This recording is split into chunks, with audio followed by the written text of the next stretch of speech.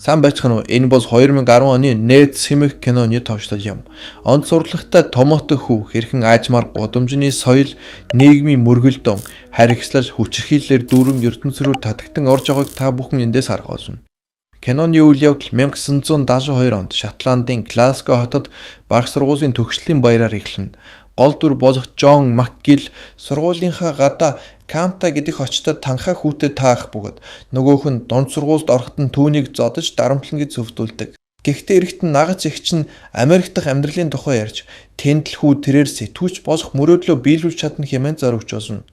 Сүмд туслахаар ажиллаж байхдаа Джон өнөөх Кантатай дахин таах бөгөөд өнөөх нь тэрээр Джонд чи дууссан гэдгийг дохиогоор харуулдаг. Удалгүй нагц эгч нь гэрлүүгээ буцаж Джон түүний хүсэл сонирхлыг төдийхөн дэмждэггүй гэр бүлийнхэнтэйгээ уулзна. Тэднийх мөнгө муутай байсан тул тогны төлбөр их гаргахгүй тулд эцэг их нь хүүг зурагт үзэхийг хориглодог байсан ч Джон нууцаар зурагт үзэж цагийг өнгөрөөдөг байв. Нэгэн өдөр Джон годомжаар хисэж өөрийнхөө том ах Беннигийн талаар хүүхдүүдээс асууж сураглана. Тэгтэл Фергиг их өсвөр насны хүүтэд таарах бөгөөд тэр нь ах Беннигийнх нь бүлэглэлийн гишүүн байлаа. Джон түнд Канта гэгчин сүрдүүлгийн талаар ярихад Фергээс сануулга болгож Кантагийн нэрийг хутгаар сээлжүүлдэг.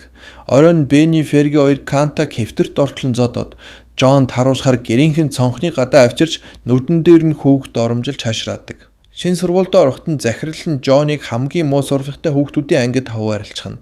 Тэр ангид нь багш нь хүүхдүүдийг ёстой зодох шиг болж байлаа. Джон хичээлийн дараа би уг нь онц сургалтнуудтай сурах ёстой гэж захиралд хэлдэгч. Захирал түүнийг танхаа Беннигийн дүү гэдгийг мэдээд муучултайгаа хамт байгаад үлдээж эхлэв. Зул сарын баярын дарааж дүн гарах үед Джон сайн дүнгүүдээ үзүүлж байж шинэ ангид орох боломжтой болно. Хүү ангидаа ирээд багштай гараа сунгаад ангиасаа явах гэсийн төлөө шийдэг гэсэн ч багш нь өрөвдөж зүгээр суу гэж хэлдэг. Шөнө орондоо хөвтөж байхад нь согтуу эцэг нь ээлжигийн зодож хараан зүхэх чимээг сонсно. Гişin сургууль дээрээ Джон шалгалтанд хамгийн өндөр оноо авч багш нь түүнийг бусдад үлгэр жишээ болгон магтдаг. Харин эрчүүдийн нийгэмд оюун ухаан гэдэг тийм чухал үзүүлэлт биш тул ангийнх нь түүнийг шоосон инээлтцгэн. Зул сар гэхэд Джон дүнгээрээ сургуультай хойвсд жагсав. Ингэснээр онд сурчлагчдын анги руу шилжих эрхтэй болсон гэж бодоод энэ тэнэгүүдийн ангиас зүхтаах нь гэж баярлан босоод хамаг юмаа хурааж гарсан ч багш нь загнаад суужгав. Үүний дараа хоёр анги сайн муу хүүхдүүдээ хоорондоо солилцоод Джоныг яагаад ч юм ангинд нь үлдээж эхлэв. Үүний дараа кадр солигдож хэдэн жил өнгөрсөн байгааг үзүүлнэ. Өсвөр насны хүү болсон Джоныг хичээл тарсны дараа багш нь авч үлдээд амралтаараа гудамжинд дэмий хэсгийн оронд тусгай цусанд явахыг зөвлөдөг. Гэтэл тэр нь хөгжлийн бэрхшээлтэй хүүхдүүдийн цуслан байж таарав. Тэнд Джон болон Жулиан гэх хүү хоёр ямар ч асуудалгүй эрүүл хүүхдүүд нь байлаа. Жулиан түүнийг гихтээ урьж хөгжмийн пенснуудаа сонирхуулах ба тэнд Джон шинэ найзынхаа ээжтэй танилцдаг. Джон гэрлүүгээ буцаж явах замдаа цагдаа нарт хөөгцсөн бүлэг хүүхдүүдэд таарч цагдаа нар түүнийг тэдний нэг гэж андууран барьж авдаг. Харин машинд байсан зодуулсан хүү энэ ямар ч хамаагүй гэж хэлснээр Джон соллогдов. Дараа нь Жулианэд дахин очихдоо тэр санасгүйгээр нэг пензаг нь хагачдаг бөгөөд үүнээс босоод Жулианы эцэг их тэднийг найзлахыг хориглоно. Найзгүй болсондоо гутраад харьж явах замдаа Джон танхаачуудад бүсдүүлж мөнгө болон гутлаа хийсэн уутаа дээрэн бүлдэг. Гэвч тэдний нэг нь Джоныг Беннигийн дүү гэдгийг таньж хулигайнууд бүх зүйлийг нь буцааж өгөө зогсохгүй тэдэнтэй цуг ууж бүлэвэлпэн нэгдэхийг урьдаг. Сургууль эхлэхэд Джоны хандлага өнөд зүйлс нь алидын өөрчлөгдсөн байлаа. Хонх дуурахад тэр хичээл рүүгээ яарчгүй таахалзан алхсанд багш нь түүнийг өгөөд нь шоолж үүрч ангид нь хүргэж өгөв. Мэдээж үүний дараа тэр гартаа шогмоор цохиулах шийтгэл авна. Завсарлаганаар Джон шинэ найзуудтайгаа Жоржинд тамхи татаж байгаад дайсагнагч бүлгүүдийн хоорондох зодоо нэгдэрч уулздаг. Зодооны үеэр хэн нэгний шидсэн хутга түүний нуугдж байсан жорлонгийн бүхээг рүү орж ирэхэд тэр хутгийг авч бүсэндээ авч осон. Багш нар хөвгүүдийг салгаад зодоонд оролцсон хүүхдүүдийг сургуулиас хөв. Тэдний нэг нь хутганы шарх авч цус алдаж байлаа. Джон гэстэй хараад олзны хутгаа толны өмнө гаргаж ирээд яг л таксиний жосооч киноны Роберт Де Ниро шиг дүрээсгэж харна. Хичээл дээр багшийн өвийг үл тоож хэлбэрхэн асуултанд ч хариулж чадахгүй байх ба ширээн дээр сараачид шийтгэл аваад багш нарыг үзэн ядах хандлага ил тод гаргав. Оройн Джон хуучин найз Жулианы цонх руу салюттай гутал асаагаад шиднэ. Хэрвээ тэд намайг танхаа амтан гэж бодож байгаал би яг тэгж авирал холноос тэр шийджээ. Стил имиж өөрчлөсөн Жон шинэ найзуудтайгаа үжиглэгт очих ба тэнд хүүгийн Атма ах нь ч байв. Өөр хороолоос ирсэн хоёр хүүг хөөж явуулсны дараа тэд огттой бужиглана. Харин хөөгцөн хүүгүүд үс санаж гаднаас чулуу шидэж цонхойг нь хагалдаг. Жон тэдний араас хөөх боловч тэдний бүлэглэхнээс хэн ч үлдээгүй.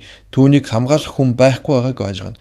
Эцэст нь тэр бүхэл бүтэн дайсны бүрэлд ганцаараа бүс төвж одоо харин өөрөө зүгтах хэрэгтэй болдог.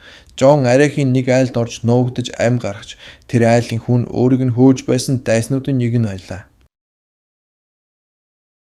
Хороолдоо буцаж ирэхэд ах Бенийн түүнийг хайхаар явсан байв. Найзуудтайгаа нийлж ахыгаа олох бөгөөд ах нь тэр үед дайснуудын толгойлогчийг цохиж унгааж байснаар тэд бөөнөрөө зугтдаг. Хүүгүүд зогтсаар гүүр гарах үед хөөж байсан тос нь хөөхө болоод бутсан юм. Учир нь энэ гүүр нэг ёсондоо бүлэглүүдийн хил зааг байв. Хөвгөлдөж байгаад хүүг гэртээ ирэхэд ээж нь суугаараа унтах ба шүнжин хүүгээ хүлээж хонсон нь ил байлаа. Маргааш нь хоёр бүлэглэж хорооллын зааг болох нөгөө гүүрэн дээр цугларч биед оромжилж байгаад сайхан зодтолдохоор болов. Зодон ихэхийн өмнө хүүхдээ төрж явсан ээжийг хурдан зам чөлөөж гэж хөөлөө. Ингээд нэгнийхэн шийдсэн лонх тусаан эхлэх тохиолж хөвгүүд гүүрэн дээр нэгэ үзэж нэхий дээлгүүч күртгүүдээ уралцав. Энэ тулаанд Бенигийн бүлэглэл ялж дайснуудаа хүнд шархтуулсан гүүрнээс хөөн явуулдаг. Живсэг болгон ашигласан зүйлсээ талбай руу шидэд энэ тэнд нуугаад тал тийшээ тарцав. Сонин тараж явахдаа Жон өнөөх Кантатай таарна. Кантын гэр бүл саяхан нүүж ирсэн бөгөөд хүү тэрээр энтхийн тагаачуудтай нэрхийг хүсэж өвснөөсөө хуваалцахыг санал болгоно. Гэвч Жон өнгөрснөө магтаагүй байсан тул түүнийг зодно гэж сүрдүүлдэг. Дараа нь Жон охинтой хамт зугааж байхад Кантаг ганцаар явж байхыг хараад араас нь хөөж очоод мууталцсан. Энэ үед Жон уураа барьж дийлэхгүй хуушин дайснаа ухаан алтгалан зодож бүр толгоороо чулуун хавтангаар хүнд цохилд өгчдөг. Маргааш нь сонин тараж явахдаа сонин дээрээс Кантагийн хэрцгийгээр зодуусан тухай унших бөгөөд цагдаа нар хэрэгтнийг хайж ихэлснийг мэдээд айдас давтана. Гэхдээ эргээд ээж нь том ах Бенийг нь баривчсныг хийж цагдаагийн газарт очиж ахтайгаа уулзав. Тэнд нь хүүд хэрв оройн 4 цагаас өмнө 15 паунтын батлан дааж түлхэхгүй бос ах Бенийг шоронд явуулсан гэж хэлсэн юм. Жон эмнэлэгт ажилладаг ээж дээрээ очиж мөнгө гуйх ба нөгөө гүүрэн дээрх зодооны үед Жоны хоосоог нь хэвчгсэн хүүг ээж нь асарч байлаа. Хүү 15 паунд өгүүлж ахыг нь сулсан. Үгүй бол шоронд явуулна гэж байна гэдгээ хэлсэн ч ээж нь тийм их мөнгө өгөхөөс татгалздаг. Арга орсон Жон талбайд нуусан хутгаа буцааж аваад гудамжаар хэсэж хүүхдүүдээс мөнгө дээрэмтэг оруулна. Гэвч энэ арга нь бүтлгүүтмэгц тэрээр автобусанд орж жолоочийг хутгаар сүрдүүлж мөнгө дээрэмтдэг. Ингээд мөнгөтэй болоод ах тэр ээжсэн ч батландаал төлөхөөс хэдхэн минут хоцорч ахыг нь шорорлоо аваад явчихлаа. Энэ үед нь Америкт амьдардаг наагц эгч нь хүүгийн зочлон ирсэн байв.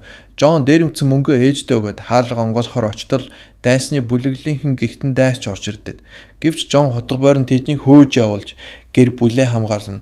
Шүн согтуу ичхэн ээж рүү дахин дайрж орилж ихэхэд наагц эгч нь нэг юм тэднийг салгадаг.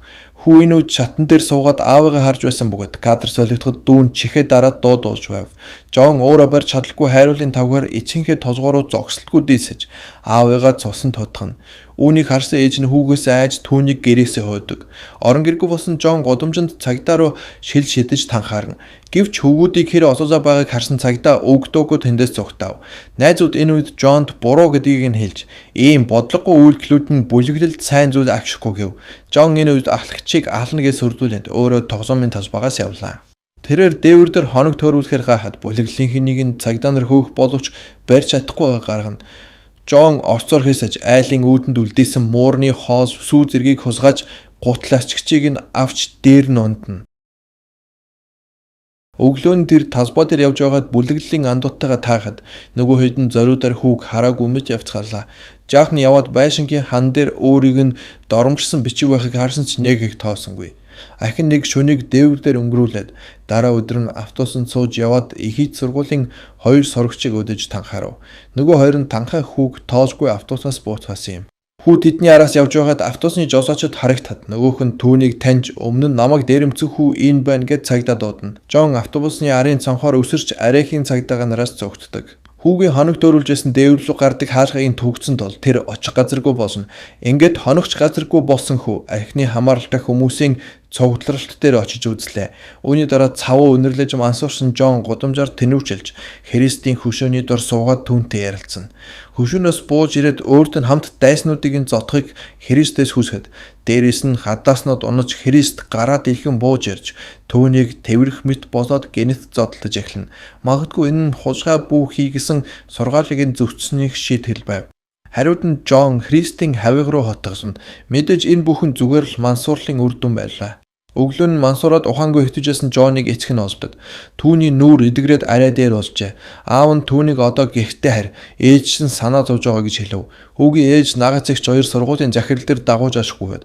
Тэр үед нь захирал нэг хүүг зодж байхдаа таарлаа. Ээж нь гуйсаар захиралд танхаа Жоныг буцаад сурахыг зөвшөөрдөг.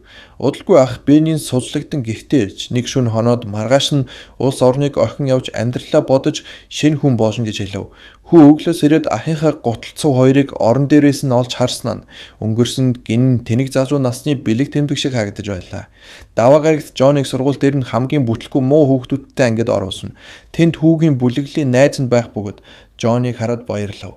Мөн арын ширээн дээр тархиндаа хүнд гимплагч эдгэршгүй маанаг болсон өнөөх Кантат сууж байлаа. Жон буцаад сайн сурагч болохыг хичээж хичээлдээ анхаарч ном их уншиж эхэлнэ. Засаж байгаа Жон гихтээ харж байхад нь эсрэг бүлэглийг нь таарч харавдаг зэвсгэр айлхан хүүг жаахан дэглэв. Нэг орой хоосны үеэр ээж нь ах Бенитэй уцаар ярьж байхад эцэг нь дүүг нь чихээр тагилгээд харин Жоноос өөрийг нь алж энэ архины тамлсаас нь салгаж өгөхийг гуйна. Шөнө Жон гартаа оосроор 2 хутаг хүлж бэхлээд эцэг рүүгээ очтол эцэг нь дараа намайг унтаж байхад ир гэж хэллээ. Цээж нүчгэн 2 гартаа хутгатаа Жон яг л Японы аимшиг киноны мангас шиг шүний гудамжаар алхана. Тэр хулгайнуудад таарч тэдэн лүү дайраад намайг ал хэмээн ойрлоход тэд түнсүү шууд дайс зүрхэхгүй байв. Хөвгүүд Жоныг цэцэрлэг түрээжин хүртэл дагаж байгаад мод чулуугаар зэвсэглээд тал талаас нь зодож гарлаа. Энэ үед бүлэглэлийн хуучин найзууд нь ирж түүнийг аварна. Жон өөрийг нь аварсан найзуудтайгаа хүртэл дайрч давшилж байгаад гэрлүүгээ яв. Жон цустайгаа холилдсон байдалтай гихтээ ирээд унтаж буй эцэг рүүгээ хутагд алах боловч яаж чадалгүй дээрээс нь унаад унтаж орхидог. Маргааш нь хүү хөдөлмөрийн хичээл дээрээ ном уншиж байхад багш нь номыг нь авах гэсэн ч хүүгээс айж эцсийн мөчөд энэ санаагаа болсон байдаг. Киноны төвшөлт сургуулийн аялсаар сафари парк руу явж байгааг харгана. Гэвч автобус авдарч тэднийг авахар ирсэн тусламжийн машин бүгдийг нь багтаад чадаагүй тул Жон Канта хоёрыг автобусанд нь үлдээгээд явдаг. Удаан хүлээж төвчээгүй Жон тархиныг имплтэй Кантаг хөдлөөд автобуснаас бууж алхана. Тэд задгаа байгальд ашлангуудын сүрэг дундуур алхах боловч ашлангууд тэднийг тоохгүй өнгөрнө. Амьдтыг сайн хооллсон тул хоёр хүчтэй олд тэдэнд огтоос сонирн биш байлаа. Хүмүүс босон зэрлэг амьтдын хооронд тийм чих ялгаа байхгүйг бэлэгдсэн мэт хөвгүүд зэрлэг амьтдын дундуур алхасаар зураглаж бүдгэрч энэ кино төгсдөг.